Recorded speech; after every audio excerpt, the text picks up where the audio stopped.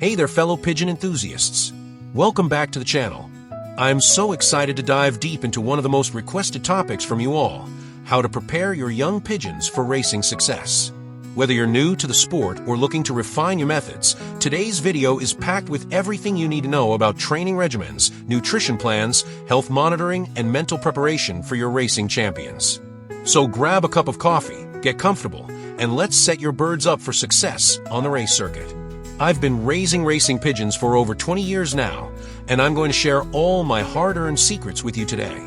Before we get into the specifics, I want to emphasize something really important. Success with racing pigeons isn't about quick fixes or miracle supplements. It's about understanding these amazing birds, establishing consistent routines, and building their abilities gradually. Think of yourself as a coach developing athletes. Your pigeons have incredible natural abilities, and your job is to nurture and maximize their potential through patient, methodical training and proper care. Let's start by talking about the fundamentals of training young pigeons, or youngsters as we often call them in the racing community. The ideal time to begin training is when they're fully weaned and independent, typically around 6 to 8 weeks of age. At this stage, they're naturally curious and ready to learn, but still malleable enough to establish good habits. The very first step in training is loft familiarization. Your birds need to recognize their home and develop a strong attachment to it. This is the foundation for their homing instinct, which is obviously crucial for racing. I usually start by allowing my youngsters to explore the loft thoroughly and observe the surrounding environment from settling cages or an aviary attached to the loft. During this period, I spend a lot of time with them, talking softly and moving slowly to build trust. Remember, stressed pigeons don't learn effectively, so creating a sense of safety is essential. Next comes trap training, which is teaching your birds to enter the loft promptly when called. This skill is vital for race day when you need your birds to clock in quickly after a long flight. I use a special whistle and shake a container of feed to create an association between these signals and feeding time. Consistency is key here. Use the same sounds every time. In the beginning, you might need to gently guide some birds through the trap, but most catch on quickly when they realize food awaits them inside. Once your birds are comfortable entering and exiting the loft, it's time to start liberation training. This is where we gradually introduce them to flying outside and returning home. I always begin this process on clear, calm days, preferably in the morning when there are fewer predators around. For the first few sessions, I simply release the birds right outside the loft and let them explore their immediate surroundings. Some might fly up to the roof or circle briefly, while others may just walk around nearby. Don't worry if they seem hesitant at first, that's completely normal. After a few days of these short liberty sessions, you'll notice something magical happening. Your birds will start to fly together in a flock, circling higher and wider around the loft. This is their natural flocking instinct kicking in, and it's beautiful to watch. At this stage, I never force my birds to fly. Instead, I let their natural curiosity and growing confidence guide the process. They typically start with 5 to 10 minutes of flight time and gradually extend it on their own. Now, speaking of flight time, this brings us to one of the most common questions I get: how do I increase my birds' flying duration? The key word here is gradually. Pushing young pigeons too hard too soon is a recipe for disaster. Not only does it risk physical injury, but it can also damage their confidence and motivation, which are crucial for racing success. My approach is to allow young birds to build flight time naturally for the first 2 to 3 weeks of liberation training. During this period, they might progress from 10 minutes to 30 minutes of voluntary flying around the loft. After they're consistently flying for about half an hour on their own, I begin to gently encourage longer flights. One method I use is flagging, which simply means waving a flag or pole with a cloth attached when the birds show signs of wanting to land. This encourages them to continue flying without causing stress. Another effective technique is to time your releases before feeding. Hungry birds are more motivated to exercise, but, and this is important, never starve your birds to make them fly. That's counterproductive and harmful. I'm talking about a normal, healthy appetite here. As your birds progress, aim to increase their flight time by about 5 to 10 minutes each week. By the time they're 3 to 4 months old, they should be comfortably flying for an hour or more around the loft. This builds their wing muscles, cardiovascular system, and flying skills in a natural, sustainable way. Once your pigeons are strong flyers around the loft, it's time for the next big step, road training. This is where things get really exciting. Road training involves taking your birds away from the loft and releasing them to fly home, gradually increasing the distance over time. This teaches them to navigate and builds their confidence for actual races. For the first road training session, I recommend a distance of just 1 to 2 miles in a direction from which the loft is visible or easily found. Always choose locations with clear sight lines and minimal obstacles like power lines or dense forests. Remember, these are young, inexperienced birds. We want to set them up for success, not confusion or danger. Before beginning road training, make sure your birds are reliably returning to the loft when called and are flying confidently for at least 45 to 60 minutes around home. They should also be eating well and showing good health and vigor. Never take birds on road training if they seem lethargic or showing any signs of illness. For the first few road training trips, I release my birds in small groups rather than all at once. This reduces their anxiety and prevents them from splitting up too much. It's amazing to watch their reactions. Some birds will immediately orient themselves and head straight home, while others might circle a bit to get their bearings. Don't be alarmed if they take different routes. Each bird has its own navigation style. After several successful short-distance releases, you can gradually extend the distance. A good rule of thumb is to increase by about 5 miles per training session, but this isn't rigid. If your birds return quickly and confidently from one distance, you might jump ahead a bit more. If they seem stressed or take longer than expected to return, stay at that distance for another session or 2 before increasing. By the time your young racers are about 5 to 6 months old, they should be comfortable with road training distances of 30 to 50 miles. This provides a solid foundation for their first racing season. Throughout this process, pay close attention to how individual birds perform. You'll start to notice which ones consistently lead the flock home and which ones might need extra training or motivation. Now that we've covered the basics of physical training, let's shift focus to something equally important: nutrition. Just like human athletes, racing pigeons need a carefully planned diet to perform at their best. What you feed your birds directly impacts their energy levels, muscle development, recovery time, and overall health. The foundation of a good racing pigeon diet is high-quality grain mixtures. I prefer blends specifically formulated for racing pigeons, which typically contain a variety of seeds like corn, peas, wheat, barley, and various small seeds. During the training season, I adjust the ratio of these components based on the intensity of training. For birds in light training, I use a mix with about 12 to 14% protein. As training intensifies, I gradually increase the protein content to about 16 to 18% by adding more legumes like peas and beans. Carbohydrates are the primary fuel for flying, so grains like corn and wheat form the largest portion of their diet during heavy training periods. Fats are also crucial for sustained energy, especially for longer flights. Seeds like safflower, sunflower, and hemp provide healthy fats that help your birds maintain energy levels during extended periods of exercise. Beyond the basic grain mixture, I'm a big believer in natural supplements to enhance performance and health. One of my favorites is brewer's yeast, which is rich in B vitamins that support metabolism and energy production. I sprinkle about a teaspoon per pound of feed twice a week.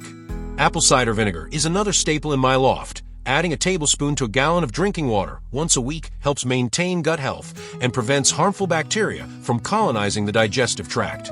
Garlic has amazing antimicrobial and immune-boosting properties.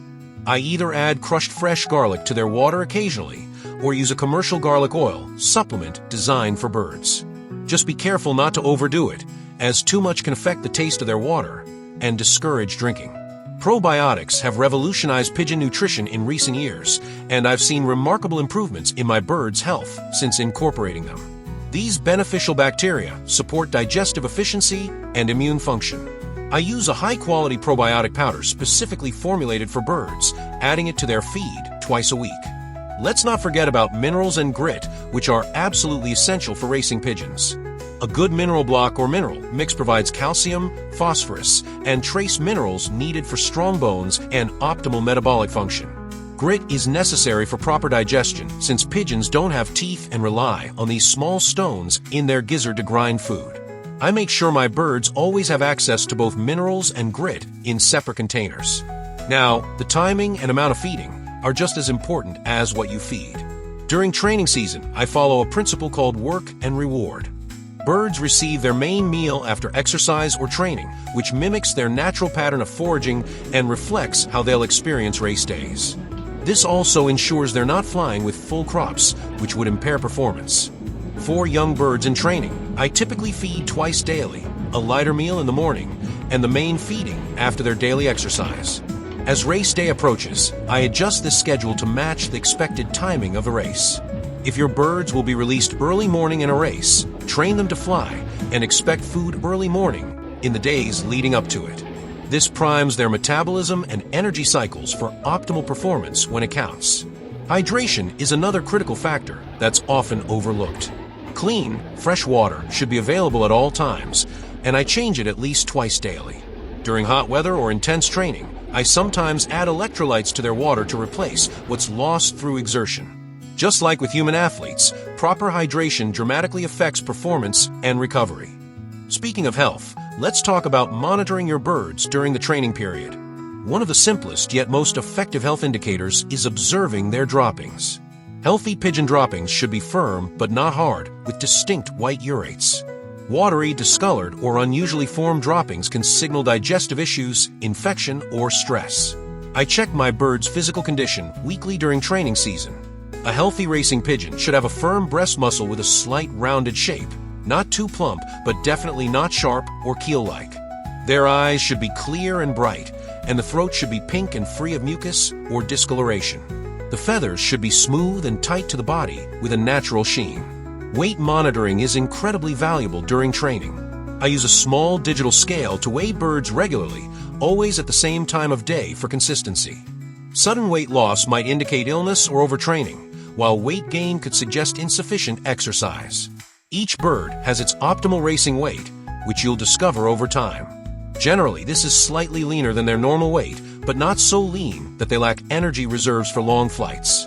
Another good health check is what we call the balance test. Hold the bird with its legs between your fingers and see how it balances.